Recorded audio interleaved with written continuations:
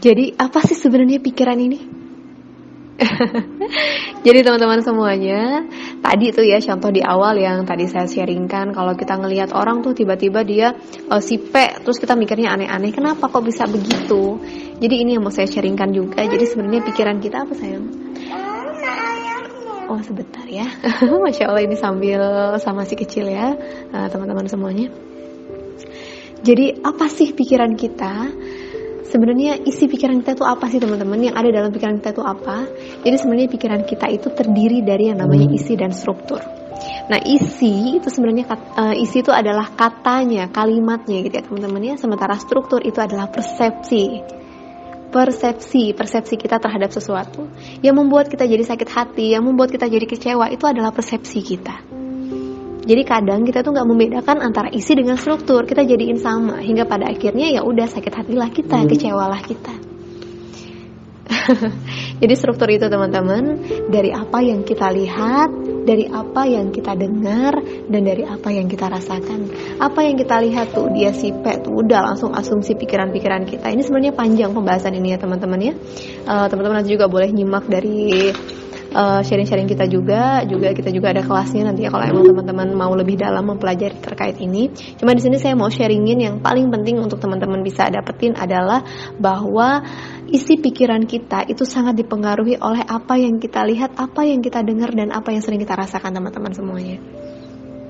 Nah, contohnya apa? Salah satu hal terbesarnya adalah apa yang kita lihat itu dari mana sih? Dari lingkungan kita ya. Kita mendengar tuh dari mana sih? Dari lingkungan kita juga. Kita sering merasakan sesuatu dari mana? Dari lingkungan kita juga. Jadi coba deh dicek lingkungan kita seperti apa.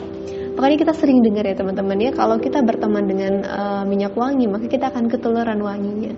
Tapi kalau kita berteman dengan pandai besi, maka kita akan ketularan baunya gitu ya, ketularan percikan apinya.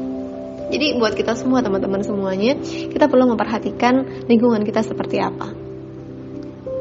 Lingkungan, apalagi di zaman sekarang ini bukan hanya sekedar pertemanan aku dan kamu gitu ya teman-teman ya. Aku dan mereka bukan hanya sekedar itu, tapi ada yang lebih sangat mempengaruhi kita juga. Apa itu? Itu adalah gadgetnya kita.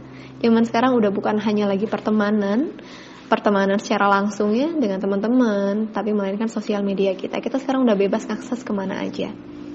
Maka coba kalau kita pengen ngecek pikiran kita seperti itu, kita ngecek pikiran kita seperti apa, kita coba cek juga apa yang sering kita tonton, apa yang sering kita lihat.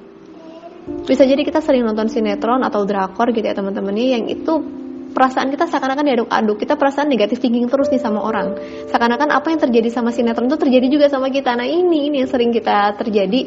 Nauzubillah ya teman-teman ya, hingga pada akhirnya ya udah sakit hati dapat gitu ya, kecewanya dapat ya, karena kita senantiasa berpikirnya negatif. Tapi kalau seandainya kita banyak kalaupun nonton hal-hal yang positif seperti motivasi, ikut komunitas positif, insya Allah hati kita bisa senantiasa terjaga, mata kita bisa senantiasa terjaga, pendengaran kita bisa senantiasa terjaga, maka insya Allah kita pun juga bisa baik dalam berpikir ya teman-teman semuanya.